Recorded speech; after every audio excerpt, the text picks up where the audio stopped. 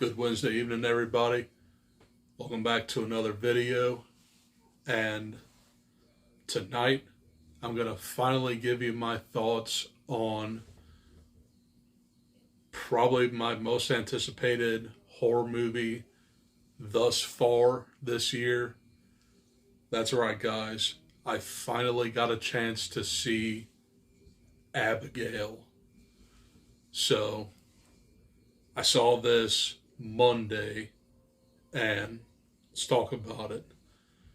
So, Abigail is a new horror that deals with like a group of people who go to this house and they think they are in the middle of a kidnapping. And their goal is to claim this money within the 24-hour span. So all they had to do was keep this little girl by the name of Abigail alive. Welp, if you don't know the twist from Abigail by now, then go ahead and go see this movie, because I'm going to go ahead and spoil this thing. So, Abigail is a ballerina vampire. And that's what this whole movie is. So, you have Melissa Barrera in here as your main girl. You have Catherine Newton, Dan Stevens, Giancarlo Esposito, and Alicia Weir is Abigail. And I gotta say, Alicia Weir definitely bought it, because she had to act innocent and she turns evil on a dime. She is literally what made this movie. So, the first 45 minutes of this movie turns into like a heist movie. But once the first victim comes around, you know something is up.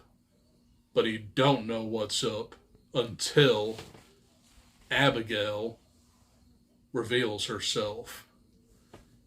And it's a really kick-ass scene. She just goes,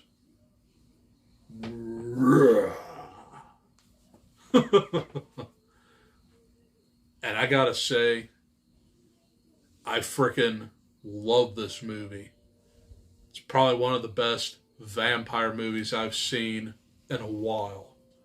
So, I had so much fun with this. The kills were brutal, and I just like the setup. It's all in one location, and you do not know what's going on until all the vampire stuff starts happening. So, Radio Silence, the director duo of this movie, did Ready or Not, Scream 2022, and Scream 6. And I loved those previous three. So they're like 4 for 4 for me. I just like their direction and storytelling. They just have fun with their premises. And I think this one might be my favorite out of the ones that they produced. I'm not knocking Scream 2022 or Scream 6. I did have fun with those. But Abigail is definitely a very original idea. And they mess around with like the vampire lore a little bit. And this is just a all-around fun time. So essentially, Abigail is your main villain throughout this movie. But when, and major spoiler alert, when Giancarlo Esposito reveals himself to be a vampire, he turns Dan Stevens into an alpha vampire. So he is pretty much the new villain in here. So Abigail actually turns good and helps Melissa Barrera defeat Dan Stevens. Very blood-soaked at the climax. But let's talk about Catherine Newton. So every movie that I've seen her in, she's usually like the shy outcast. This, she's just like very outspoken, and she's very extroverted. Well, this is the first movie that I've ever seen her in actually die. And it's like, whoa. So she does turn into a vampire, but she ultimately gets the stake. This movie definitely has like Fright Night vibes and the Lost Boys vibes, which Radio Silence directly got inspiration from both of those movies. Now, I've seen the original Fright Night, and I absolutely love it. But don't make fun of me. I've never actually watched The Lost Boys all the way through. I will one day, so stay tuned for that. But anyway, I really love this movie. I want a sequel out of it because there are a lot of ideas that Radio Silence can do with this premise. So, once this movie ends, you finally get to see Abigail's father, which of course he already is a vampire, so that wasn't a major twist.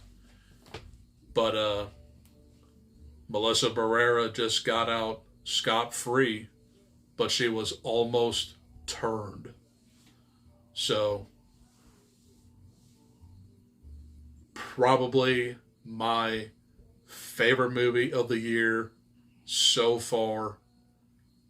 This was just a all-around great time. And I would easily go see this again. So for me, I have nothing negative to say about this movie.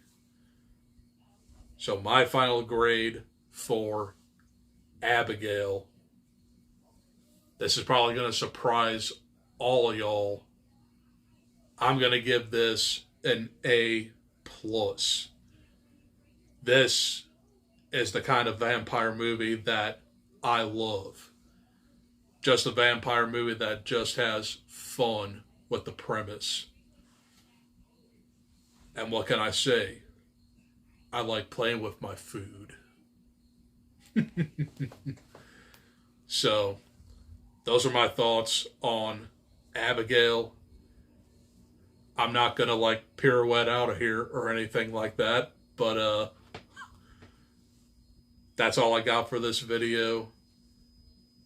I've got another video coming up right after this, and it's going to be a surprise. But I will say that it's going to be another entry in my Film in 94 series. I haven't forgot about that, so you'll see another review in that series right about 2 minutes from now. So anyway, that's all I got for this video. I'll see you guys in the next one. Adios. Peace.